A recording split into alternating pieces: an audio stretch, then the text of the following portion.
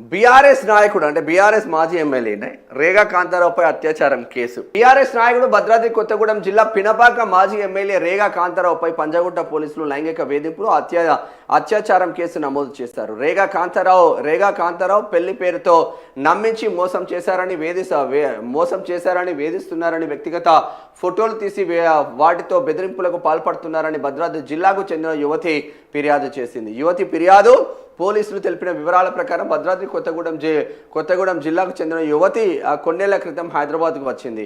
ఓ హాస్టల్లో ఉండి యూట్యూబ్ ఛానల్లో పనిచేస్తుంది.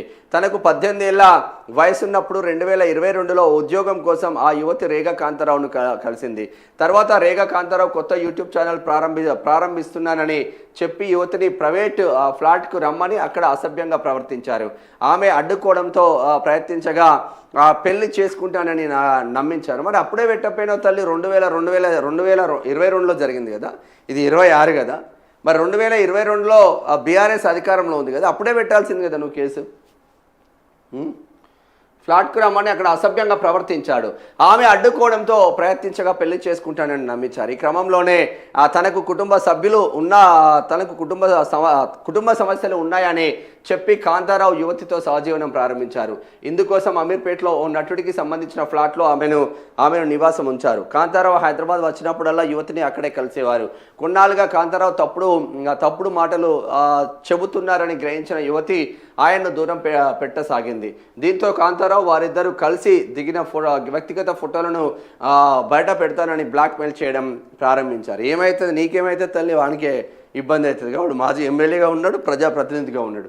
ఆ తర్వాత రియల్ ఎస్టేట్ వ్యాపారంలో పెట్టుబడి పెడతానని చెప్పి యువతి వద్ద 4 లక్షలు తీసుకొని ఆ డబ్బు అడిగితే బెదిరింపులకు పాల్పడ్డాడు.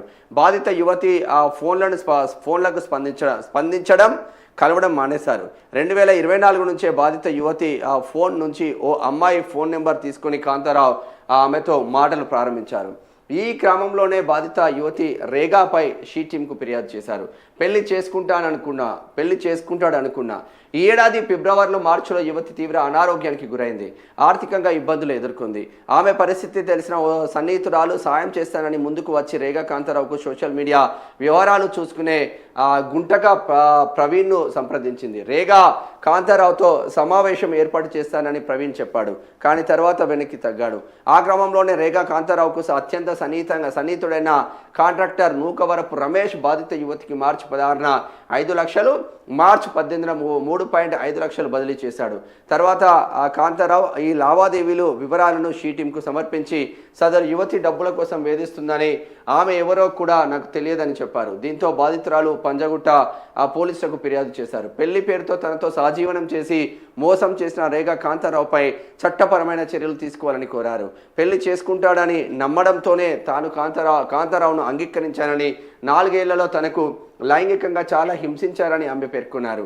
ఇదిలా ఉండగా పంజాగుట్ట పోలీసులు నమోదు చేసిన ఎఫ్ఐఆర్ను కొట్టివేయాలని రేగా కాంతారావు హైకోర్టులో క్వాష్ పిటిషన్ వేశారు. రేగాపై గతంలో భూ కబ్జా ఆరోపణలు కూడా. రేగా కాంతారావు 2009లో కాంగ్రెస్ తరఫున పినపాక నుంచి తొలిసారి ఎమ్మెల్యేగా గెలుపొందారు. ఆ తర్వాత 2018లో కూడా కాంగ్రెస్ నుంచి గెలిచిన తర్వాత బీఆర్ఎస్లో చేరారు.